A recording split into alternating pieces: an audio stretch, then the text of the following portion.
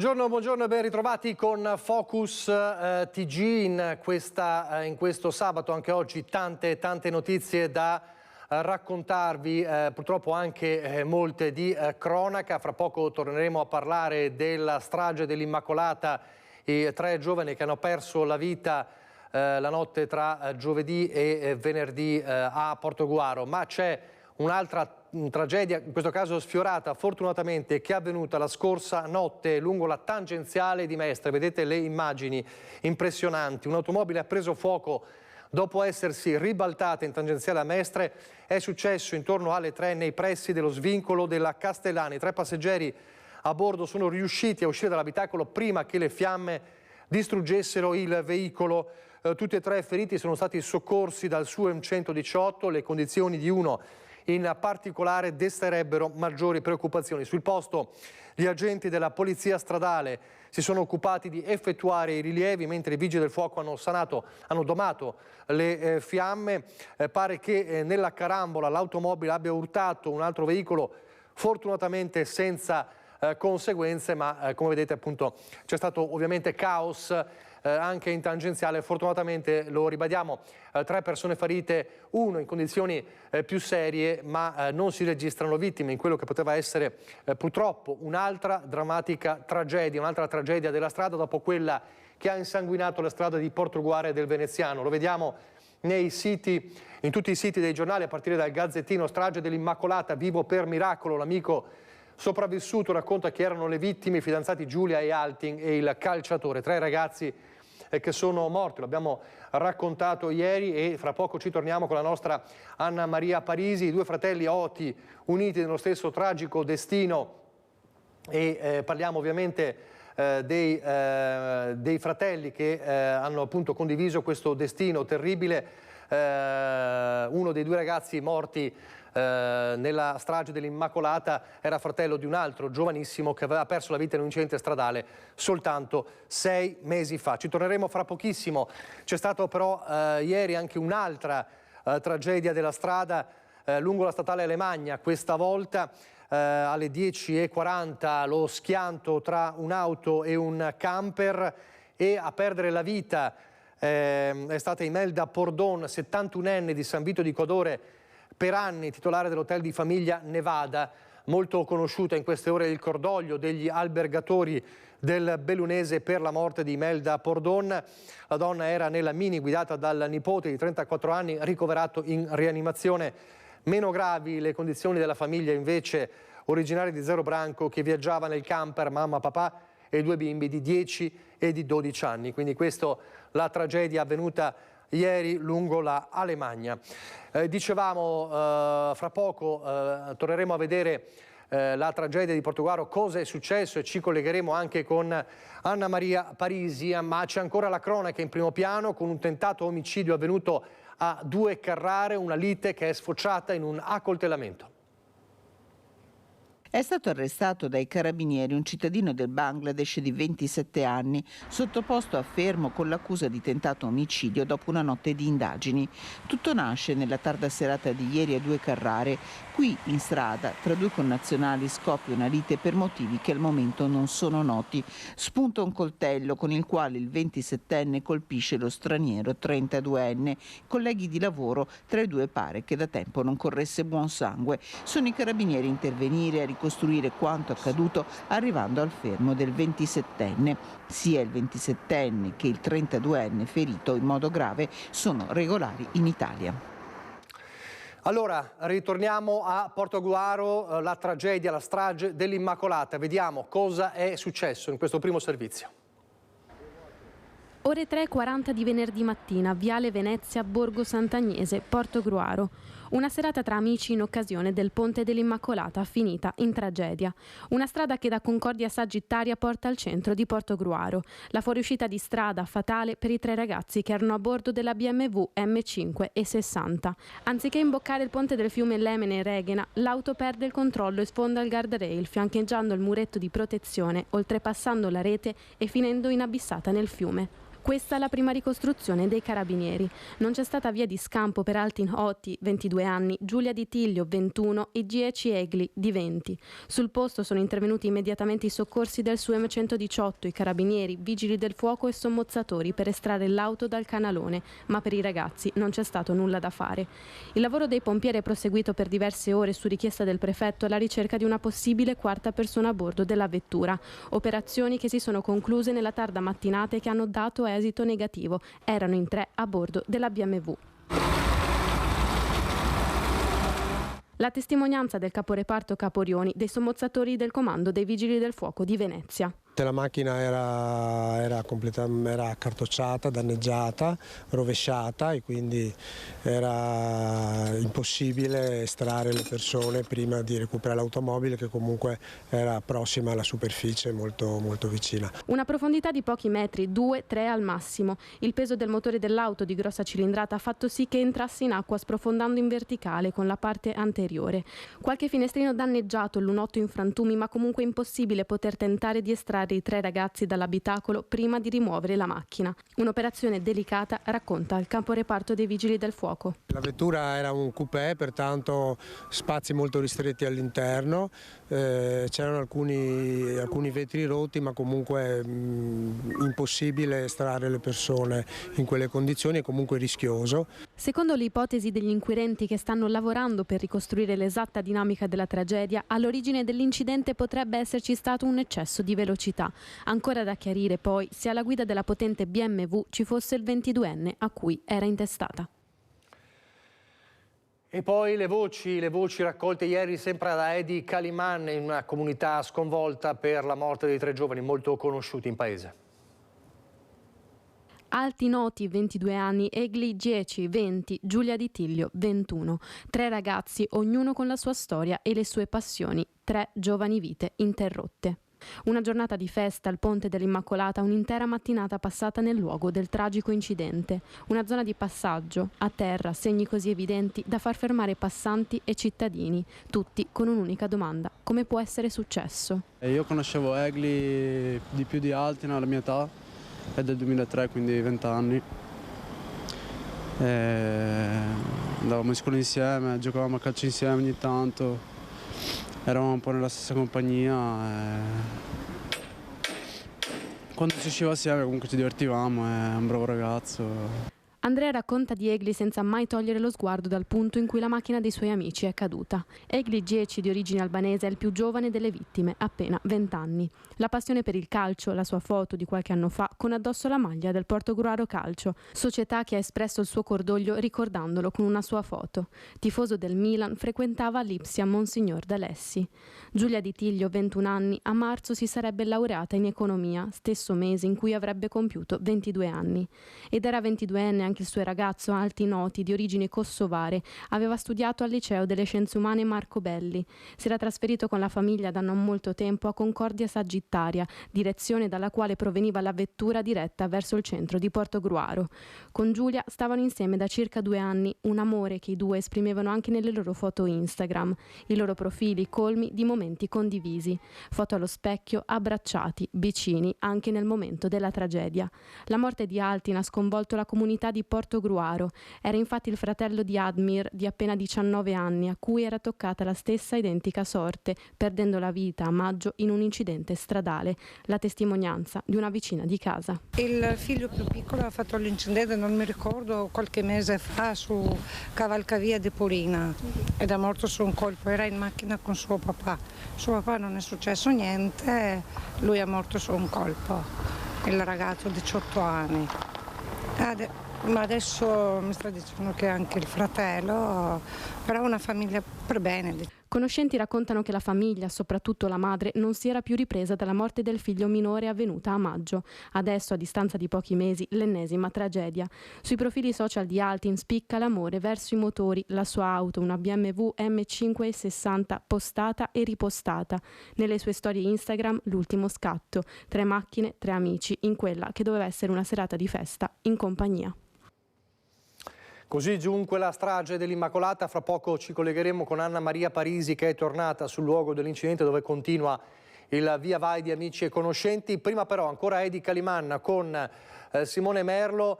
Parliamo di morti sul lavoro, dei tanti, troppi morti sul lavoro, l'altra grande piaga del Veneto insieme alle stragi sulle strade. Lunedì riparte il processo Battistetti e sarà un'udienza molto importante. C'è un presidio a Treviso in questo momento. Edi, buongiorno. Buongiorno Nicola, buongiorno ai telespettatori. Porta San Tommaso, Treviso, insieme a Monica Michelin, mamma di Mattia Battistetti. Oggi in presidio qui per sensibilizzare su, come l'hai chiamata tu, la piaga delle morti sul lavoro. Ci facciamo spiegare tutto però da lei. Buongiorno Monica. Buongiorno a voi e grazie per la vostra presenza. Siamo qui oggi a Porta San Tommaso con alcuni membri dell'associazione che abbiamo fondato per Mattia, in memoria di Mattia e per tutte le vittime sul lavoro, proprio perché stiamo raccogliendo da un periodo ormai delle firme per sostenere l'introduzione del reato di omicidio sul lavoro.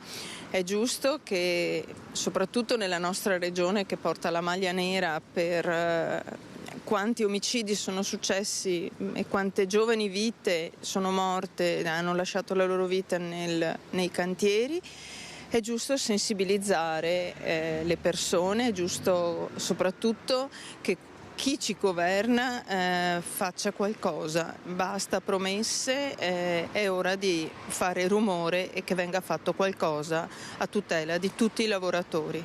Lunedì, Monica, una giornata molto importante. Certo, siamo qui oggi anche proprio per sensibilizzare la popolazione, per essere al nostro fianco lunedì. Lunedì avremo la prima udienza dell'interrogatorio, sono già state fissate 3 udienze dal giudice, una adesso, una in gennaio e una in febbraio, e ci sarà l'inizio degli interrogatori, di 13 persone verranno interrogate, 13 persone nominate dal pubblico ministero. Gli imputati per la morte di Mattia sono 6, noi continuiamo ad andare avanti, continuiamo a chiedere giustizia per Mattia, lo stiamo facendo da 2 anni e mezzo. E io in questi giorni ho avuto modo di vedere le foto di mio figlio esanime in quel maledetto cantiere il 29 aprile e questo mi dà la forza ancora di più. Questa visione, questo coltello che ho nel cuore, che mi porterò per tutta la vita, mi dà la forza per chiedere giustizia a Mattia, giustizia vera. Abbiamo fiducia, ho fiducia nella giustizia, speriamo di non venire delusi. Una forza che voi anche chiedete alle persone, infatti lunedì ci saranno 2 momenti di sit-in prima delle udienze, ricordiamoli. Certo, noi stiamo andando avanti proprio grazie alle persone, alle tante persone che da 2 anni e mezzo ci stanno aiutando. Ad ogni udienza prima c'è stato un sit-in dove abbiamo avuto l'onore di avere operai dell'Electrolux, dell'IRCA, RSU, e quindi abbiamo bisogno della presenza di queste persone. Anche per lunedì sono stati, siccome il processo, l'udienza si protrarrà per tutta la giornata, sono stati organizzati 2 sit-in, uno alle 9 del mattino e uno alle 13:30. L'udienza sarà a porte aperte, quindi ci sarà la possibilità per chi ha piacere di entrare al nostro fianco e noi chiediamo proprio questa partecipazione. Nicola, da Porta San Tommaso a Treviso le richieste sono chiare, se hai domande?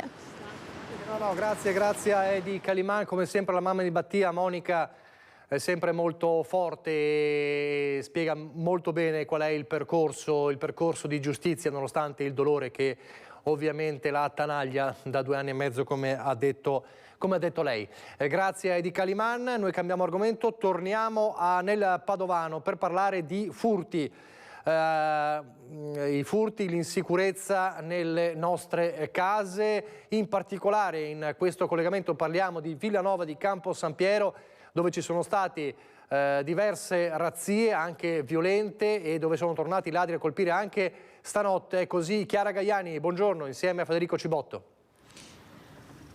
Buongiorno Nicola, buongiorno ai telespettatori. Sì, ci troviamo a Villanova di Campo San Piero, ringraziamo il sindaco di Villanova di Campo San Piero, Sara Gaiani. Come dicevi tu, ci sono state diverse razzie, sono iniziate, pensate, il 19 novembre, da quel momento non si sono fermate più. Ve l'abbiamo raccontato come martedì sera un uomo che aveva cercato semplicemente di allontanare i ladri dall'abitazione dei vicini sia stato addirittura colpito a bastonate, un episodio che ha scosso profondamente tutta la comunità. Anche stanotte ci sono state nuove razzie, nuovi colpi, sindaco. Sì, buongiorno a tutti. Purtroppo confermo quanto riferito e in questi giorni siamo sotto assedio, mi viene da dire, perché effettivamente c'è un clima generalizzato di insicurezza che si protrae ormai da quasi 3 settimane. Mi rendo conto in prima persona come la cittadinanza e noi stessi siamo preoccupati perché non ci sentiamo sicuri a casa nostra, che è la cosa più importante, credo, no? Sono tutti colpi fatti in un orario particolare, scelgono l'imbrunire tra le 17, le 17:30 e le 18, solo uno in un orario un po' più tardo. Sì, più o meno si accomuna questa cosa tra le 17 e le 20, che l'imbrunire, magari lo scambio da rientro dal lavoro, eccetera, avvantaggia probabilmente questo tipo di attività illecite con l'ingresso dai campi. Mediamente questo è il metodo di lavoro, se così vogliamo dire, e questa è la fascia oraria più presa d'assalto, sì. Ecco, so che lei anche questa notte è stata proprio in giro con i carabinieri, con gli agenti della polizia locale a pattugliare il territorio, un territorio che è sorvegliato, siete in costante collegamento con i carabinieri, sindaco? Sì, confermo. Io mi sento anche di ringraziare il comandante provinciale, il colonnello Cucuglielli, e il comandante Rampin della locale stazione dell'Arma dei Carabinieri, con i quali abbiamo un contatto giornaliero, ci sentiamo tutti i giorni ormai da più di 2 settimane, perché se i primi sembravano, tra virgolette, nella media del periodo, non dovrebbe mai esserci questo tipo di attività, però sappiamo che purtroppo in questo periodo si intensificano, in queste 3 settimane ci siamo sentiti spesso. Io devo ringraziarli perché ho sentito veramente la loro vicinanza e la loro presenza. Ci tengo anche a ricordare che poi l'attività di prevenzione che loro operano non è solo quella che vediamo poi fisicamente, che è importante, quindi con i lampeggianti, ma anche un'attività poi investigativa che stanno protraendo appunto in questo periodo. Ecco, lei ha lanciato anche un appello in Facebook, ha invitato i cittadini che ovviamente sono molto operativi nelle chat, nei gruppi WhatsApp, a rivolgersi prima ai carabinieri, ed è molto preoccupata soprattutto per quella fascia che magari le chat non le legge, ovvero per i cittadini più anziani, sindaco. Sì, esatto, ringrazio per questa opportunità di raggiungere anche le persone più anziane, proprio per dire loro che qualsiasi movimento sospetto deve essere segnalato al 112, perché è importante che le forze dell'ordine siano a conoscenza di quello che accade poi nel territorio, no? E quindi bene le chat, anzi ringrazio gli amministratori delle varie chat che si sono create, con i quali ho avuto anche dei contatti i giorni scorsi, perché stiamo cercando un po' di coordinarci, perché la psicosi, tra virgolette, che si sta generando motivatamente genera anche scambi accesi, e quindi ci tengo a rivolgermi alle persone anziane e dire: mi raccomando, qualsiasi sospetto segnalatelo al 112, perché è importante che le forze dell'ordine siano a conoscenza ed arrivino prontamente a capire cosa sta accadendo, magari nel momento in cui accade, non il giorno dopo, che è quello che mi comunicano i carabinieri che sta succedendo, e dicono: va bene, però se me lo fanno subito meglio la segnalazione. Ecco, quindi è importante la tempestività, serve un lavoro di squadra. Io direi, sindaco, che speriamo davvero di non rivederci più per questi motivi così terribili. Speriamo anche che questa ondata di furti, che in realtà ci raccontava poc'anzi Nicola il sindaco, si sta proprio ampliando a macchia di leopardo in tutta questa zona dell'Alta Padovana, quindi arrivando anche ai vicini comuni di Vigonzo, oppure più a nord a Borgoricco. Ringrazio il sindaco Sara Gaiani, ringrazio anche il collega Federico Cibotto, e da Villanova di Campo San Piero restituisco la linea. Grazie cara Gaiani, Federico Cibotto, grazie al sindaco di Villanova di Campo San Piero. Restiamo in tema di sicurezza, contro i furti, contro le razzie. A Romano Dezzelino partono i controlli di vicinato proprio per la sicurezza. Spirito natalizio che però non rende, per così dire, tutti più buoni. Non si fermano i ladri nel Bassanese, epicentro dell'ondata predatoria a Romano Dezzelino. Decine di colpi nelle ultime settimane, numeri prenatalizi allarmanti che hanno visto una riorganizzazione della sicurezza all'interno del comune, partendo da un incontro tra cittadini, amministrazione e forze dell'ordine. Le forze dell'ordine hanno portato delle informazioni molto utili a casa di tutti i cittadini per quello che riguarda l'attività predatoria, quindi i ladri che dati alla mano colpiscono prevalentemente nell'orario post cena fino alle 10, 10 e mezza di sera. E pronti a partire a Romano di Zelino i controlli di vicinato. Siamo tra i primi nel territorio a cercare di portare avanti quello che è un protocollo di intesa che abbiamo sottoscritto con la Prefettura di Vicenza, e quindi è un'attività dove i cittadini non fanno nulla di particolare, quindi continuano a fare la propria vita, non hanno pettorine, non sono servizi di ronda o quant'altro, però diciamo che guardano in maniera più attenta a quello che avviene nella propria via, nel proprio quartiere. Una vera e propria struttura piramidale. Le informazioni raccolte dai cittadini verranno registrate dal coordinatore di zona, che a sua volta passerà le notizie rilevanti alla polizia locale per essere poi trasmesse alla stazione dei carabinieri. Protezione che dovrà però partire da una nuova educazione alla sicurezza personale. La migliore difesa che può avere il cittadino nei confronti di questi malintenzionati è quella di mettere in sicurezza la propria abitazione, quindi con l'impianto d'allarme, ma anche controllare gli infissi e quelli che sono gli accessi, tutti gli accessi alla propria abitazione, e chiaramente evitare a volte di dare anche informazioni, soprattutto sui social, magari quando si va a fare la settimana in montagna, diciamo non dar troppe informazioni. Così dunque la sicurezza. Torniamo a parlare della strage dell'Immacolata. Fra pochissimo ci colleghiamo in diretta con Anna Maria Parisi, che è tornata sul luogo della tragedia. Abbiamo visto, non so se mi sente Anna Maria, abbiamo visto poco fa la cronaca di quello che è successo e anche le prime voci raccolte ieri da Edi Caliman tra gli amici. Oggi tu sei tornata sul luogo della tragedia, dove immaginiamo continua il via vai dei conoscenti. Anna Maria.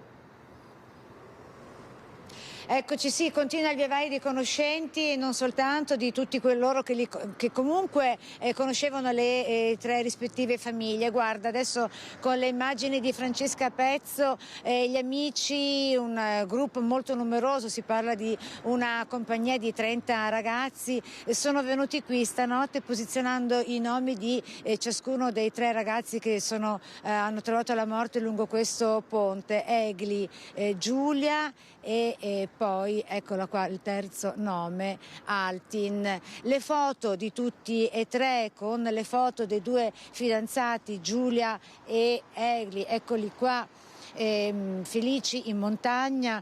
La foto di Giulia, che tra l'altro insegnava anche come la mamma educazione fisica, era un'insegnante di ginnastica, e guarda, tante le candele, i fiori bianchi, naturalmente le stelle di Natale, visto il periodo in cui ci troviamo natalizio adesso, e insomma gli amici che dicono i ragazzi non devono essere dimenticati, e chiedono all'amministrazione comunale che i loro nomi posizionati con un'insegna luminosa, questi i nomi si illuminano la sera, con le foto vengano lasciati qua. Amici che dicono bisogna intervenire assolutamente sul fronte della sicurezza, e vogliono anche fare una colletta in tal senso da devolvere per le famiglie, e comunque a favore della sicurezza stradale.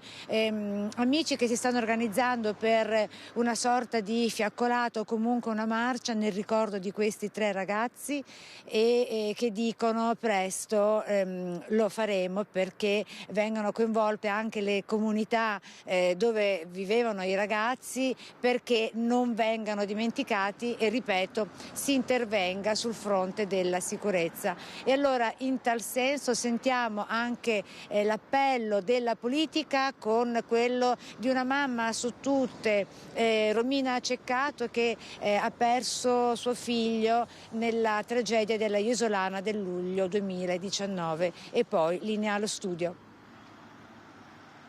Quello che ho visto io stamattina, che ho rivissuto e che mi è sembrato di morire per la seconda volta, penso che anche un'altra persona umana un po' sia stata toccata.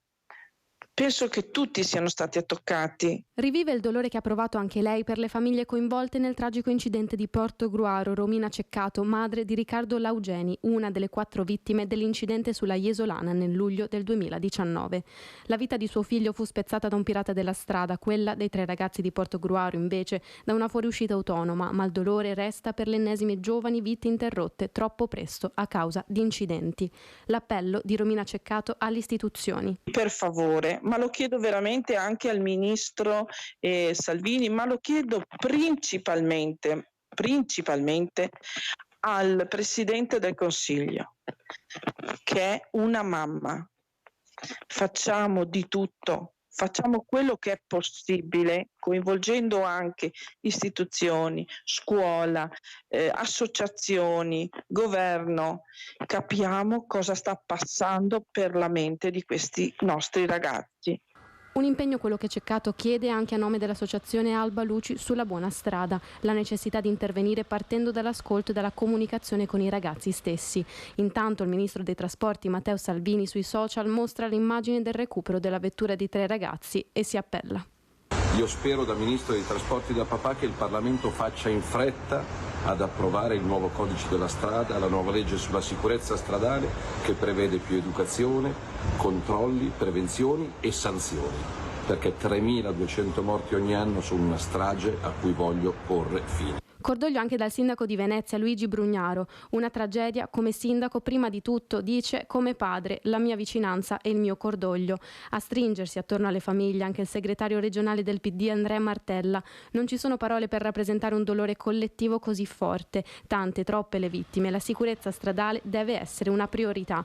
Si unisce al cordoglio delle alte cariche anche il presidente del Veneto Luca Zaia. Il Veneto, scrive, piange altre giovani vittime della strada, una tragedia senza fine che lascia il cuore infranto e richiama le coscienze. Dobbiamo continuare con tutte le istituzioni a cercare forme di prevenzione più efficaci affinché, così facendo, riusciremo ad evitare anche solo un'altra di queste tragedie. Pochi istanti di pubblicità, poi di nuovo in diretta.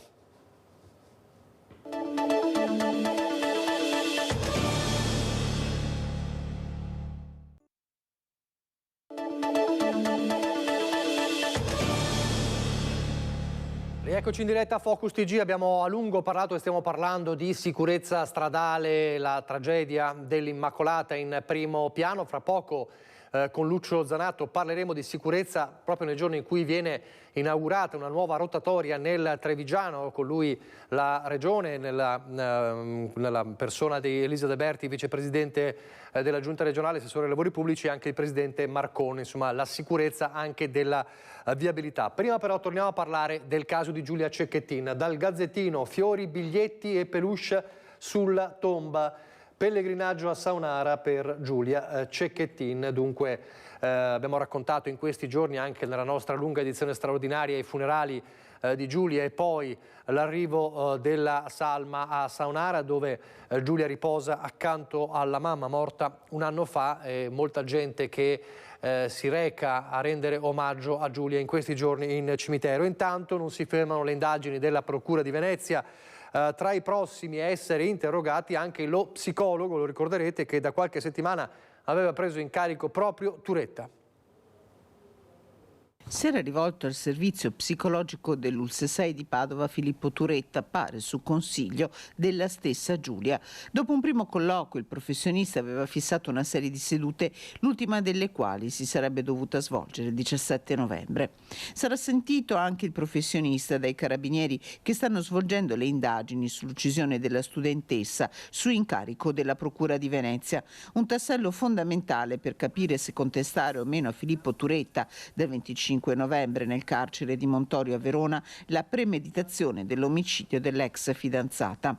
Un attaccamento ossessivo, quello sviluppato dal giovane nei confronti di Giulia Cecchettin, come testimoniano i messaggi proposti in settimana dalla trasmissione Chi l'ha visto. Questo, ad esempio, scritto ad Elena, sorella di Giulia. Ciao, scusa, puoi far accendere il telefono alla Giulia e farglielo lasciare acceso? No. Perché? No, non è giusto. Non può non cagarmi per tutte ste ore. Mi aveva promesso ieri che mi scriveva durante la giornata. O questo audio in cui Filippo Turetta parla con un amico della festa di laurea della giovane donna. Ho raccolto tutti i dettagli che avevamo scritto per la caricatura, no, sulla chat, eccetera, e ci stavano tutti. Però c'erano tipo proprio un paio di cose, una o due che, non saprei come dire, ma ad esempio le tisane. Alla Giulia non piacciono le tisane, anzi. L'esame dell'auto e dello smartphone ritrovato all'interno, forse quello di Giulia, saranno fondamentali per ricostruire quanto avvenuto la sera dell'11 novembre. Dall'omicidio di Giulia Cecchettin all'omicidio di Mattia Caruso dovrà restare in carcere Valentina Boscaro, la fidanzata condannata a 24 anni per aver ucciso il compagno, respinta la richiesta di arresti domiciliari presentata dai suoi legali. Richiesta respinta, Valentina Boscaro non potrà godere degli arresti domiciliari, dovrà restare nel carcere di Montorio a Verona. A deciderlo il Tribunale del Riesame, cui si erano rivolti gli avvocati della donna di 32 anni, condannata a ottobre per l'omicidio del compagno Mattia Caruso. Era il 25 settembre dello scorso anno, quando ad Abano la donna aveva afferrato il coltello custodito dal fidanzato nel vano dell'auto per poi pugnalarlo in pieno petto. Il trentenne, nonostante i soccorsi allertati da un automobilista, era morto in poco tempo. Da quella terribile sera la donna, mamma di una bambina che a breve compirà 6 anni, aveva tentato di depistare gli investigatori con una serie di bugie fino alla confessione. Secondo i giudici della Corte d'Assise, che hanno respinto la richiesta di arresti domiciliari, esisterebbe ancora il rischio di fuga e il pericolo di reiterazione del reato. Inoltre non sussiste più la motivazione legata alla presenza della figlia, perché alla donna è stata sospesa la potestà genitoriale. Sulla decisione dei giudici, i legali che assistono Valentina Boscaro e che hanno tentato durante il processo di mettere in luce il carattere violento della vittima hanno già annunciato la decisione di presentare ricorso in Cassazione.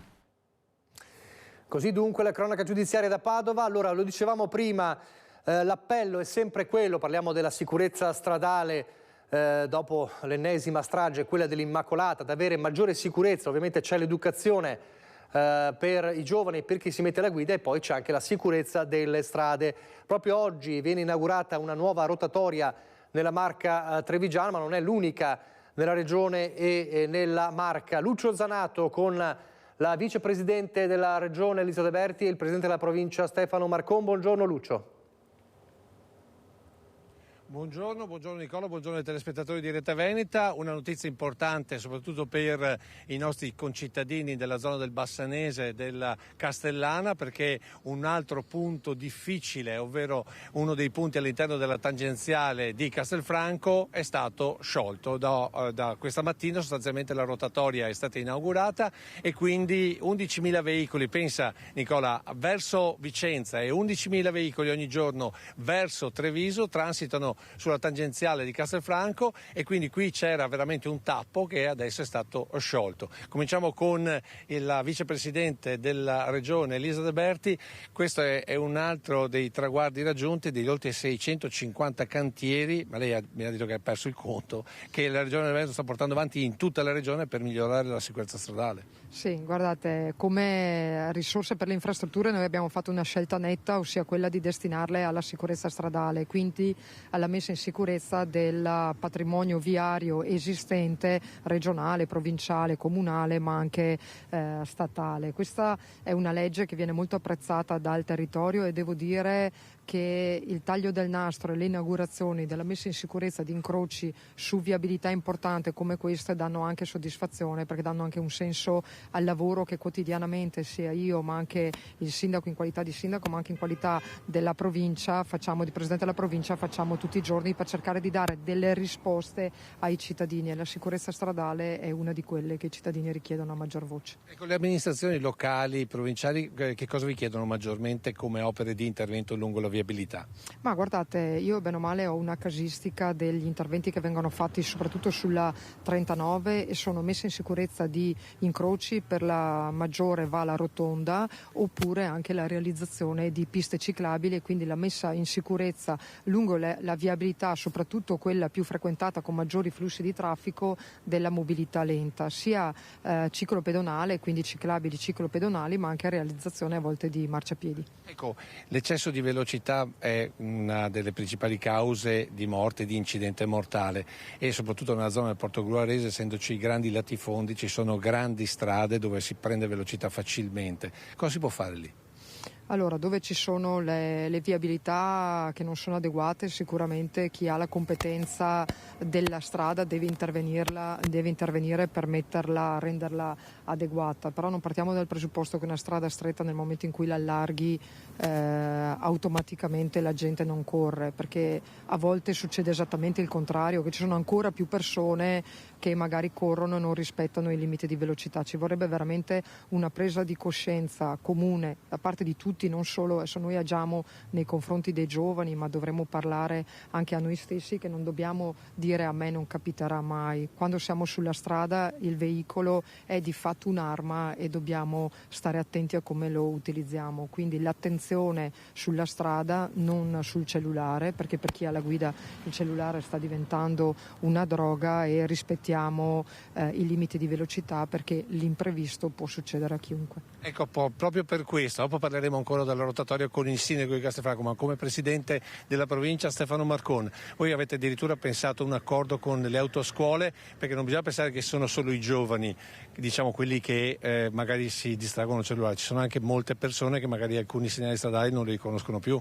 È così, all'interno del tavolo della sicurezza stradale che abbiamo istituito vi sono molti attori, tra cui anche i rappresentanti delle scuole guide, e partirà nei confronti degli over 65 un momento di formazione, un momento di coinvolgimento per spiegare quali sono state le evoluzioni normative del codice della strada, che dal momento in cui hanno preso la patente allora ad oggi alcune novità le ha introdotte, quindi renderli consapevoli appunto di queste news, chiamiamole così, aiuta a ridurre l'incidentalità.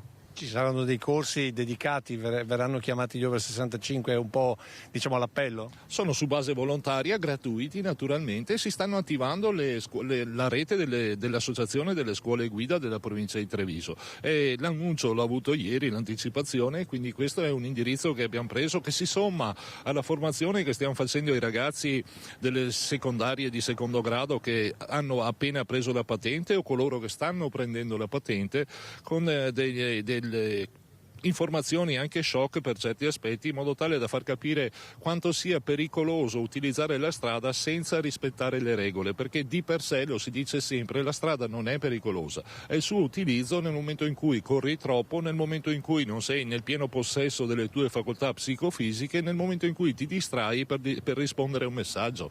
Queste sono questioni che bisogna mettere come priorità per ridurre appunto l'incidentalità stradale, che poi porta purtroppo ad un alto tasso di mortalità. Ecco, tornando Nicola a questa infrastruttura, si parla di 1.750.000 euro di intervento, di cui 800.000 euro comune di Castelfranco, e in questo intervento c'è una forte attenzione ai pedoni. Perché? Perché lo vedrete poi nel servizio di questa sera, comunque dietro di noi, la rotatoria prevede dei sottopassi per ciclopedonali, cioè dei sottopassi per biciclette e pedoni. Voi avete avuto un'attenzione particolare? Abbiamo voluto fortemente questa scelta e conseguentemente l'abbiamo sostenuta, e cioè che i pedoni e i ciclisti utilizzino il sottopassaggio evitando di passare sulla carreggiata della 53, che in virtù dei numeri che hai citato prima necessariamente diventa più pericolosa. Così diamo la possibilità a tutti coloro che devono andare in Bella Venezia o dalla Bella Venezia venire a Castelfranco, mi vengono in mente i ragazzi che frequentano le scuole, al mattino di poterlo fare in assoluta sicurezza e in tranquillità. Crediamo di aver fatto una scelta che vada nella direzione della sicurezza tanto ambita, e ne siamo anche un po' orgogliosi, ancorché abbia costato qualcosina.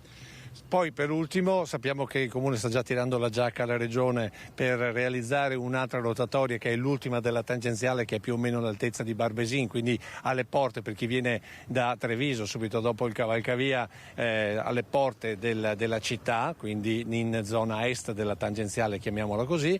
Però Vicepresidente, allora, una volta la provincia di Treviso era definita la provincia più pericolosa del Veneto, per non dire d'Italia. Adesso qual è la provincia che la preoccupa di più sotto il profilo di sicurezza e viabilità? Ma no, bene o male il problema ci può essere ovunque, abbiamo dei dati sugli incidenti stradali che sono alti non a Treviso ma ad esempio a Verona. Noi tutto quello che riusciamo a fare per mettere in sicurezza le infrastrutture lo facciamo, ma non solo noi come regione, anche le province, anche i comuni, e devo dire che per quanto riguarda Castelfranco, insomma, con il sindaco, visto che è una regionale, il sindaco potrebbe dire: vicepresidente, fai la rotonda, tocca a te. Non c'è questo approccio e questo gliene devo veramente dare atto, c'è una sinergia comune dove tutti mettiamo in campo le forze per dare delle risposte ai cittadini, insomma sono convinta che anche l'ultima rotonda verrà realizzata. Bene, se hai domande se no ti restituisco la linea. Grazie Lucio, grazie davvero, grazie ai tuoi ospiti. Adesso di nuovo una piccola, anzi no scusate, prima di andare in pubblicità perché si lega ovviamente a questo tema. A Vicenza è stata inaugurata, verrà inaugurata nel 2024, ma c'è il via libera al nuovo percorso ciclabile lungo l'argine del Bacchiglione in tema di sicurezza. Insomma, le piste ciclabili sono fondamentali. Vediamo.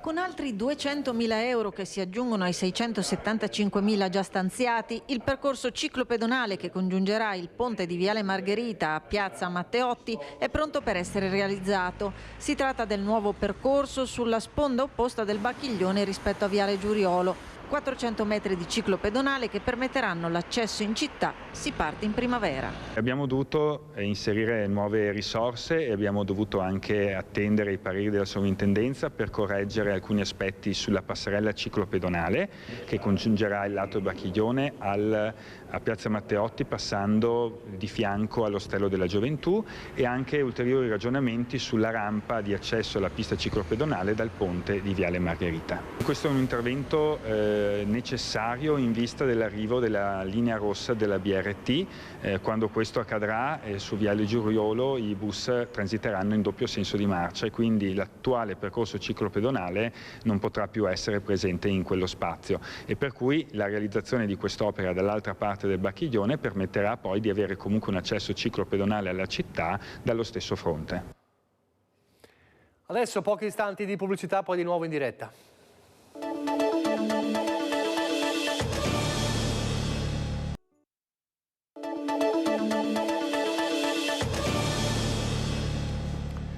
Rieccoci in diretta Focus TG. Ripartiamo dagli attimi di apprensione che ci sono avuti per l'allarme antiterrorismo scattato alla base americana Pluto di Longare, tutta colpa di una mongolfiera.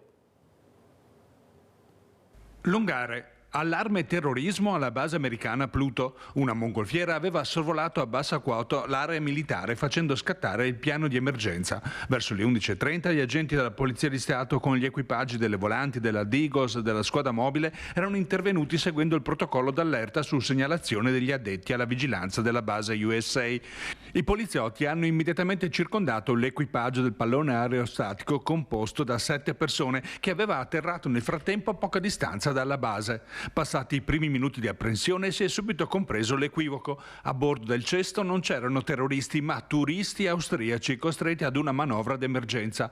Stupiti del clamore suscitato hanno raccontato di essere partiti da Innsbruck un'ora prima per un giro turistico, ma di essere poi rimasti senza gas e senza vento proprio in corrispondenza dei Colli Iberici e di essere stati costretti ad atterrare nella zona non sapendo si trattasse di una base statunitense. Chiarito l'equivoco sono poi ripartiti per l'Austria. Dal falso allarme terrorismo fortunatamente di Longare ai vandali in azione nella scuola Riello, 3 giovani di cui minorenni individuati dalla polizia. Quartiere Araceli, intervento nel cuore della notte degli agenti della questura alla scuola Riello. Numerose segnalazioni di residenti avevano avvertito la centrale operativa della presenza di rumori e persone sospetti nell'edificio scolastico. In effetti, all'arrivo dei poliziotti verso l'1:30 la porta d'ingresso della palestra era spalancata e danneggiata. All'interno nessuna persona, ma evidenti i segni di un raid vandalico. Vestiti, mobili gettati a terra, le decorazioni natalizie strappate assieme ad alcuni cartelloni scolastici. scolastici. Dopo poco gli agenti hanno rintracciato 3 giovani, un 19enne e 2 minorenni che sono stati accompagnati in questura. I 3 non hanno fornito giustificazioni in merito alla loro presenza in zona, ma a loro carico gravavano numerosi precedenti per reati contro il patrimonio. Sono tuttora in corso ulteriori indagini per accertare le responsabilità dell'atto vandalico attraverso le immagini degli impianti di videosorveglianza e le testimonianze dei residenti. Allora, abbiamo parlato anche nel corso di questa edizione di Focus TG della piaga dei furti in abitazione, l'allarme che resta sempre alto. Pensate che i ladri arrivano anche a rubare gli alberi di Natale in piazza. È successo a Bassano, in una zona particolare di Bassano. Il nostro Alex Giuliano ha raccolto le testimonianze e anche ci racconta in questo contributo cosa è accaduto. Alex. È stato ribattezzato il Grinch di Angarano, il vandalo che qualche giorno fa aveva danneggiato l'abete di Natale che vedete alle mie spalle. Ebbene, questo Grinch diciamo che ha dei complici. Perché nella mattinata di venerdì, giorno dell'Immacolata, sempre qui ad Angarano è stato rubato l'abete di Natale che vedete alle nostre spalle, mie e dell'assessore alla sicurezza di Bassano, Claudio Mazzocco, un abete che è un abete diciamo posizionato lì anche per finalità benefiche legate a un progetto di solidarietà, come potete notare proprio sotto una delle tante telecamere che si occupano della sicurezza qui ad Angarano. Ebbene, assessore, che cosa è successo? Ieri hanno rubato l'abete, intanto chi è stato, e poi siete stati veloci nel risolvere questo caso. Beh, è stato rubato nella nottata da 3, diciamo, non più giovani, perché saranno persone sui 35-40 anni, e nel momento in cui ci è stato segnalato abbiamo inviato le indagini e nel giro di, posso dire, pochi minuti abbiamo ritrovato l'albero che era stato portato al di là del Ponte Vecchio e abbandonato in via Ferracina. Ecco, si tratta di un ennesimo atto vandalico che ha colpito il quartiere Angarano. Questo chiaramente risolto in pochi minuti grazie proprio agli investimenti fatti dall'amministrazione e alla solerzia, insomma, della polizia locale, che appunto ha visionato insieme all'assessore le immagini dalle telecamere. Ma qui i nostri telespettatori lo ricordano bene, in Angarano qualche settimana fa si è verificato appunto anche il caso dell'imbrattamento della facciata di Palazzo Bonaguro, con scritte spray su tutta appunto la parte antistante e la facciata del monumento storico, di questo palazzo storico. Anche in questo caso voi siete riusciti a risalire subito al colpevole. Un piccolo aggiornamento, perché bisogna capire adesso quando verrà ripulito. Beh, innanzitutto i tempi li detta la sovrintendenza, perché deve decidere quando e come intervenire. Purtroppo non era solo il palazzo quello imbrattato, ma anche altre zone di Bassano, e questo aggrava anche la posizione del soggetto, che adesso è stato denunciato penalmente e siamo in attesa dei sviluppi. Ecco, tornando al Natale, risolto appunto questo giallo del furto dell'abete, resta però un senso anche un po' di preoccupazione in tutto il bassanese, perché si sta verificando una vera e propria ondata di furti in comuni limitrofi. Parliamo di Tezze sul Brenta, parliamo di Pozzoleone, anche Cartigliano. Bassano per il momento è, possiamo dire, un'isola felice, probabilmente perché state lavorando bene. Beh, tutte le forze di polizia stanno lavorando bene in Bassano e controllano anche i territori circostanti. È chiaro che da Bassano dipartono, per cui è anche più difficile per i delinquenti venire a delinquere, scusa il termine, a Bassano. L'attenzione è massima, soprattutto in questo periodo in cui ora legale, buio presto e un po' di disattenzione anche da parte delle persone facilita il compito dei delinquenti a tutti gli effetti. Però posso anche dire che Bassano rispetto ai paesi limitrofi è meno soggetta soprattutto ai furti. Ce ne sono anche qui, come è fisiologico purtroppo, però diciamo che ci difendiamo meglio. Ecco, abbiamo conosciuto proprio grazie all'assessore Mazzocco anche la new entry nelle forze della polizia locale. Parliamo del cane Max, cane antidroga, ma non solo. È stato impiegato in questi giorni? Sì, è stato impiegato anche a supporto di altre forze dell'ordine con risultati positivi. Siamo contenti di quello che abbiamo fatto e verrà impiegato anche nelle serate che noi dedicheremo al controllo delle città. Peraltro abbiamo previsto nel mese di dicembre anche delle serate che vanno a mezzanotte alle 6 del mattino in giorni che non diremo, così per non dare punti di riferimento a chi viene a Bassano per delinquere. Così dunque l'assessore, così anche il nostro Alex Giuliano che ha raccolto questa intervista. La politica adesso, ieri l'ufficializzazione del passaggio dell'ex leghista Fabrizio Boron a Forza Italia. Questo percorso degli ultimi 6 mesi, dove ho trovato colleghi e in Flavio Tosi ovviamente un punto anche di confronto importante, mi ha fatto decidere che questo passaggio sia per il bene soprattutto di una politica liberale, di una politica fatta dell'inclusione e non ovviamente dell'esclusione, come purtroppo ho vissuto negli ultimi 2 o 3 anni. Nella cornice dello storico caffè Pedrocchi di Padova, l'ufficializzazione del passaggio di Fabrizio Boron a Forza Italia. Vado da chi mi accoglie e non da chi mi caccia, aveva spiegato il consigliere regionale, riferendosi alla sua espulsione dalla Lega circa 6 mesi fa. Perché, aveva spiegato Boron, avevo delle idee liberali, perché avevo cercato di dire che quelli che erano i valori della Lega, cioè il territorio, l'identità, non potevano più essere rappresentati in un contesto di coalizioni a livello europeo con il nazionalismo espresso da alcune forze politiche. Forza Italia invece, aggiunge Boron, si posiziona in un contesto politico liberale. Lettura portatore della bandiera dell'autonomia. Non dimentichiamoci che l'autonomia in Veneto parte da una legge regionale fatta da un consigliere di Forza Italia.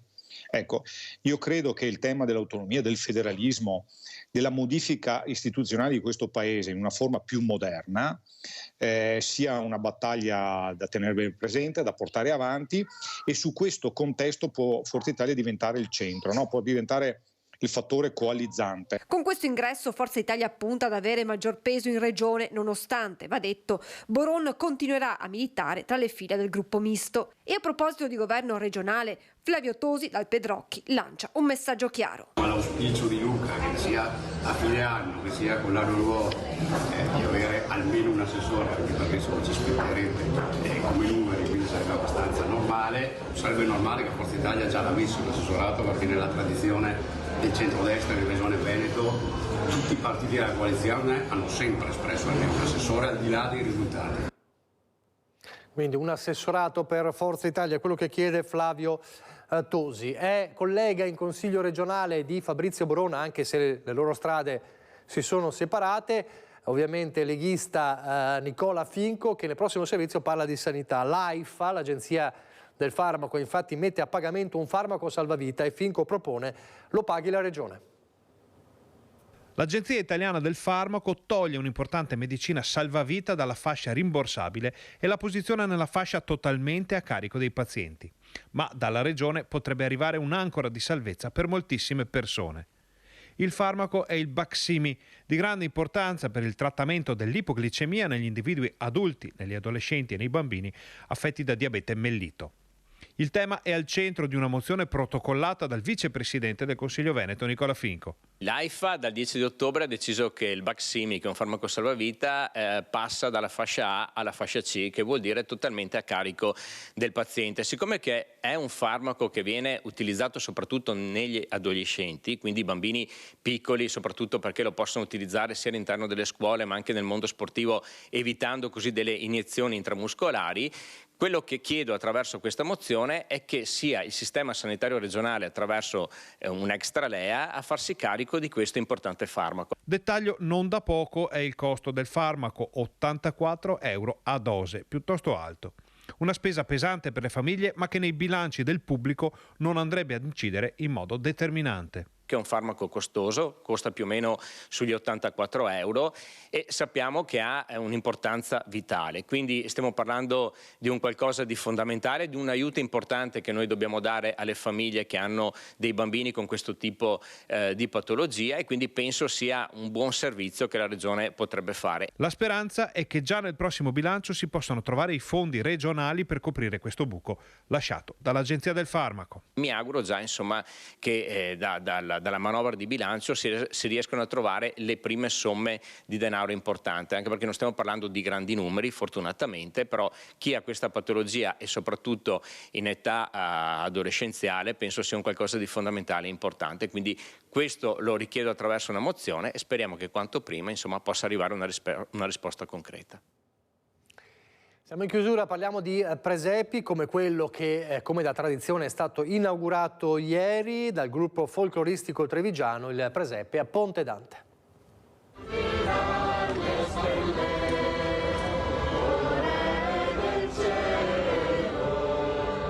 La fisarmonica e le tradizionali canzoni natalizie hanno accompagnato l'inaugurazione del presepe, allestito nel luogo storico della città, decantato anche da Dante nella Divina Commedia.